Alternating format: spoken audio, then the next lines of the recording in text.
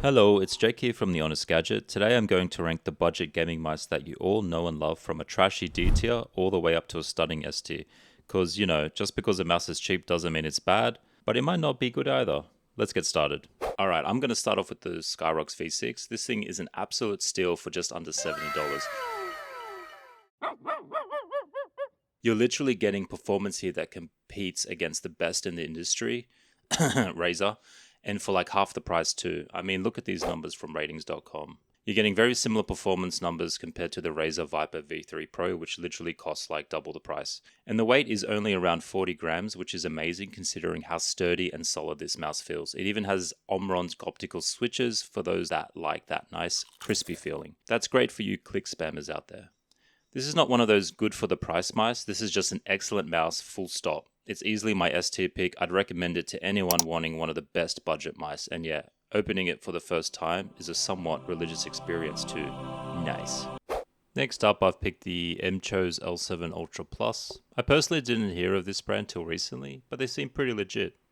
Anyway, this mouse is an absolute unit when it comes to pure performance. For me, it's 100% S tier. It has similar crazy performance and price to the Scyrox V6, but it is a bit flatter, and I think it is better suited for a more relaxed claw or fingertip grip. Okay, so now we have the classic G305 Lightspeed from Logitech, which is still going strong even today. For under $50, you're getting reliable performance with its hero sensor and that versatile egg shape that a lot of people seem to love. But I'm sorry to disappoint you fanboys out there, because I really can't give this more than a B tier. It's really starting to show its age. I mean, it's been out since 2018. You can tell because this listing says it's lightweight at only 3.4 ounces. Hey yo, what the fuck? I mean, that's basically considered as heavy as a brick nowadays. It also uses AA batteries, which is great if you happen to love retro tech vibes. It's like an old Toyota Corolla. It still works well, performs decent, and the price is pretty good. But there are better and newer options out there now. And now let's switch sides to the Razer party. The Razer Basilisk V3 was the king back in 2021. Now it feels more like a lord who still owns a lot of land, but clearly isn't running the empire anymore. But it's still quite a good option at under $40, mainly because it's kind of a doing-it-all mouse. See, it's not just decent for FPS games. You can use this for MMOs too and other slower games because of its 11 programmable buttons. Plus, you got some RGB to play with. You can even use it as a productivity mouse if you want, since it has a large, comfortable shape, a thumb rest, and that spicy Razer Hyper Scroll tilt wheel.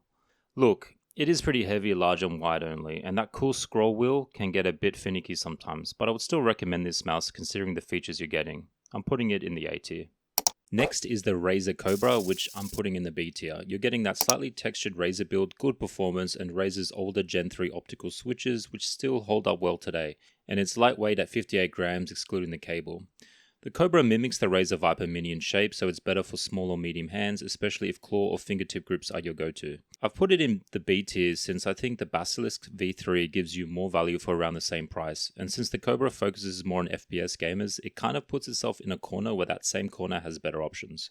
Okay, the Attack Shark X3 has been seriously hyped up as one of the best budget gaming mice. I simply don't agree with that. I find a lot of Chinese brands are hit or miss when it comes to mice, and the X3 is definitely a miss. It's simply overrated. It's got one of the highest sensor and click latencies on this list, so performance isn't as good as its peers. The skates are sticky and slow and the side buttons wobble. Plus, the coating can get pretty slippery if you sweat, and yeah, the coating is so thin that it can scratch and wear off pretty easily. Look, I'm not saying this mouse is absolute trash. For around $40, it's nice to have a lightweight wireless mouse with a high-endish sensor. But the problem is the quality control. With this mouse, it feels like you're basically gambling on whether you'll get a unit with decent build quality and a solid implementation, or one with issues straight out of the box. That's a gamble I'm not willing to take. D tier.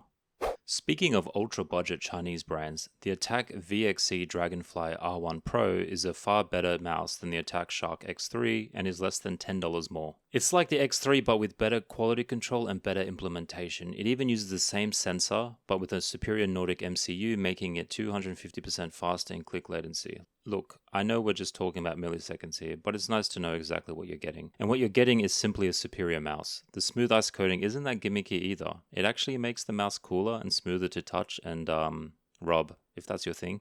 Yeah, boy. And it's both wired and wireless, which you can't really say for most mice in this price bracket. The smallish, symmetrical shape is pretty safe and very similar to the very popular Pulsar X2, and it only weighs 48 grams, so this thing is definitely not compromising when it comes to games that need fast tracking. And if you want, you can buy the 4K dongle for a 4K polling rate. Though I wouldn't bother with that, most people, myself included, won't notice much of a difference from the standard 1K polling rate. Honestly, if there's one wireless mouse I'd recommend under $50, it's the Attack VXE Dragonfly R1 Pro. For me, it belongs right in the S tier. And now we have a mouse from SteelSeries in the form of the Rival 3 Wire Gen 2. It's just one of the mice that wins by just getting the basics right. When I put all my metrics into ChatGPT, it actually ranked this mouse first. Thanks, ChatGPT. And it kind of makes sense. For a little over $30, you're getting a wide budget mouse that doesn't rely on flashy marketing or overblown specs. It just focuses on the things that actually matter. I mean, it has mechanical switches rather than optical, but it's implemented correctly so you're getting snappy and responsive clicks.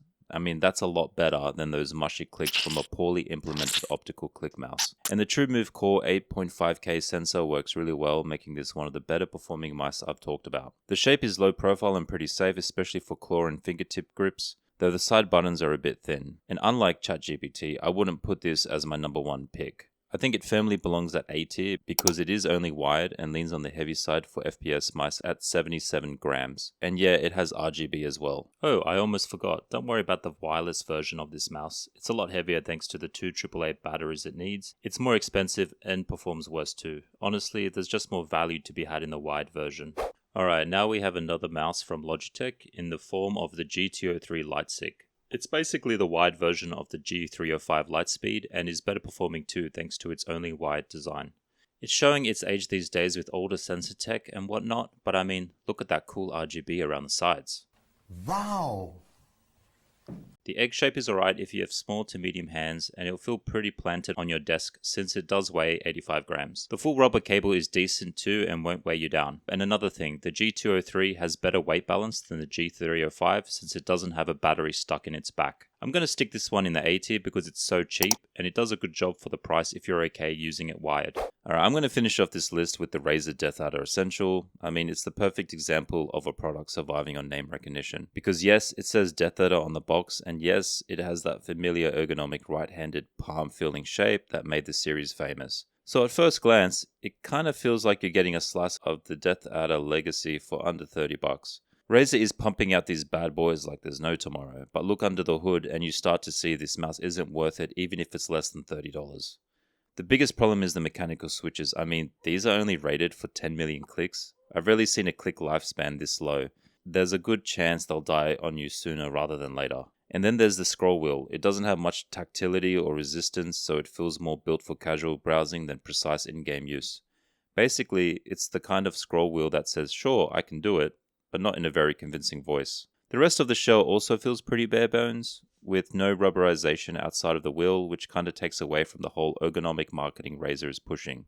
Now, to be fair, this mouse is not completely terrible. It's still comfortable enough to use and performance is half decent. I understand why it still exists. It's so people can feel happy about the fact that they have a Razer DeathAdder mouse. Anyway, this is bang on C tier for me. So anyway, that's my list. What do you guys think? I'd be curious to know which mice you like and which ones you wouldn't recommend to your worst enemy. I'll see you in the next one.